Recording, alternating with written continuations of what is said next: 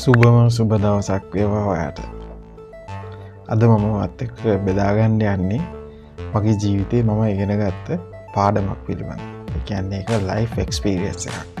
ඒකට මේ ඉංග්‍රීසි වලින් පොඩි තියරි එකක් තියෙනවා. ඒකට කියන්නේ ක්‍රිබින් කියලා. හැබැයි ක්‍රිබින් කියන අර්ථ වචනේ තේරුම Google කරොත් එහෙම ඔයාලට හම්බෙන්නේ නැහැ මේ මම දැන් කතා කරන්න යන තියරි එක. ඉතින් මම ඔයාලට මේක දැන් පැහැදිලි කරලා දෙන්නම්. ඒ කියන්නේ අපේ ජීවිතේ මොකක් හරි යම්කිසි වරදක් වුණා කියමු. කියන්නේ අපිට වැරදීමක් සිදු වුණා කියමු. අපි ගත්ත තීරණයක් නිසා හරි නැත්නම් අපේ එදිනෙදා වැඩ කටයුත්තකදී හරි මොකක් හරි වැරද්දක් සිද්ධ වුණාම අපි ටක් ගාලා පුරුදු වෙලා ඉන්නවා මේක මේ මන් නිසා නෙමෙයි සිදු වුනේ. මේක මේ අරයා නිසා තමයි මේක මෙහෙම වුනේ. එන්නේ ඒ වගේ දෙයක්. අපි හිතමු අපි නිකන් වැඩ කරන තැනක.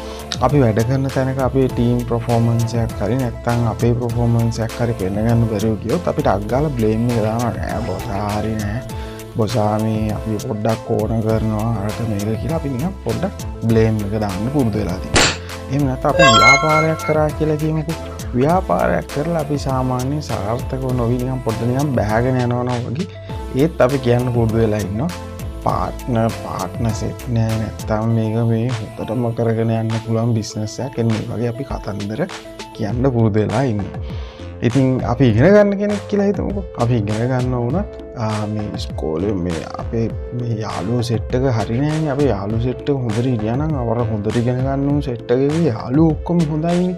එන්නේ ඒ වගේ මොනවා හරි කාරණයක්.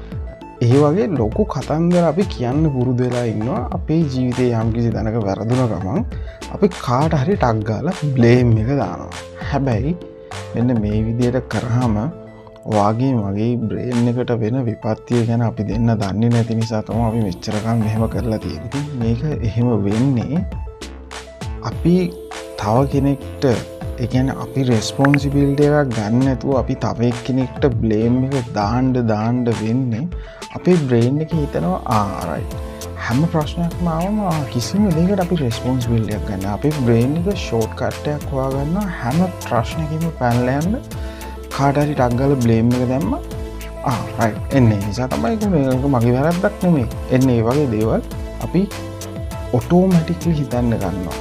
සාමාන්‍ය සුළු වැරද්දක් වුණත් අපි කාට හරි බ්ලේම් එක දාන්න පුරුදු වෙනවා. ඉතින් මම වාරි තමත් ආදරෙන් ආරාධනා කරනවා අපි මේ වැරද්ද හදාගමු. අපිට කරන්න තියෙන එකම දේ. අපේ ඇතෙන් වැරද්ද සිද්ධ වුණා නම් බ්ලේම් එක ගත්තා. next best solution. ඊළඟට තියෙන හොඳම solution එක අපි හොයන්න පුරුදු වෙන්න ඕනේ. එතකොට අපේ මොළය ඉබේම පුරුදු වෙන්න යනවා. මොනහරි ප්‍රශ්නයක් ආවම ඒ ප්‍රශ්නෙට බය නැතුව මූණ දීලා මේ ප්‍රශ්න වලට සොලියුෂන් හොයන්නේ කොහොමද? හැම ප්‍රශ්නයකටම සොලියුෂන් එකක් තියෙනවා. ඒ සොලියුෂන් එක කොහොමද හොයන්නේ කියලා අපේ බ්‍රේන් එක පුරුදු වෙන්න යනවා. ඉතින් මම මගේ ජීවිතේ වැරද්ද හදාගත්තා. මම හිතනවා ඔයත් ඒ වැරද්ද හදාගනි කියලා. බොහොම ස්තුතියි.